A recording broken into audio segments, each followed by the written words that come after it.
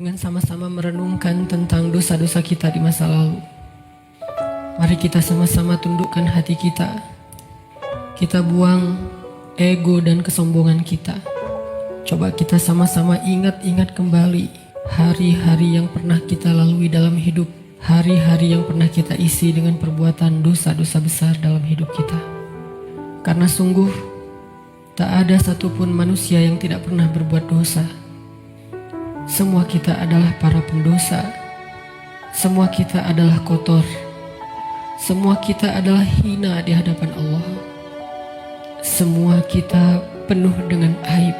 Bahkan aib kita ada di sekujur tubuh kita. Sesungguhnya aib kita ada dari ujung rambut sampai ke ujung kaki kita.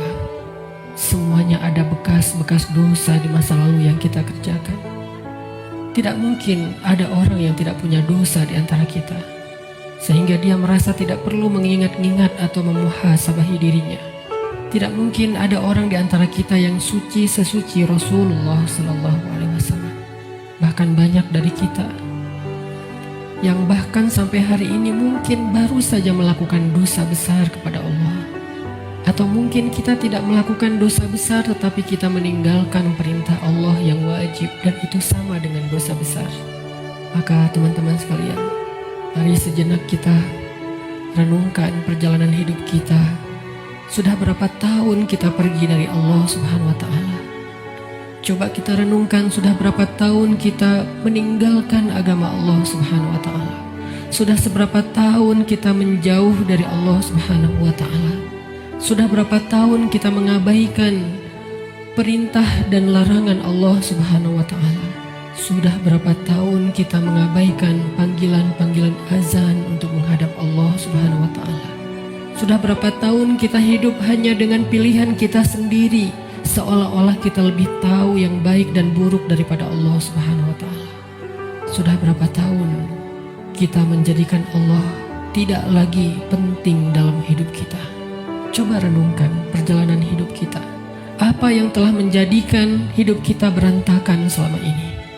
Hal apa yang telah menjadikan hati kita keras sehingga malas melaksanakan sholat?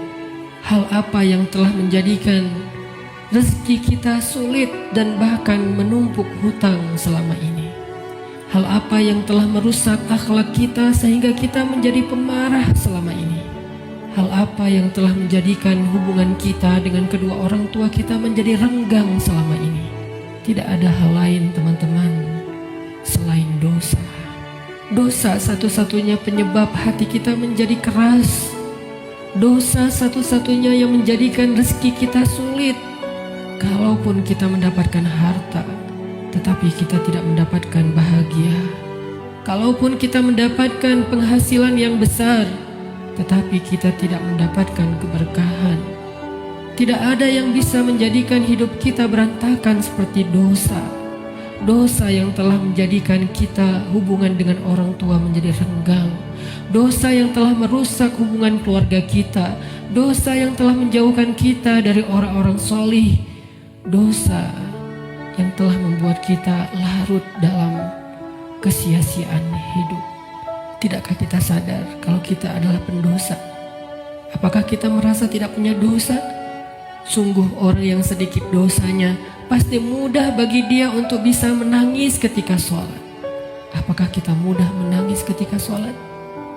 Sungguh orang yang sedikit dosanya tidak akan pernah bosan membaca dan mendengar Al-Quran dibacakan. Bagaimana dengan kita?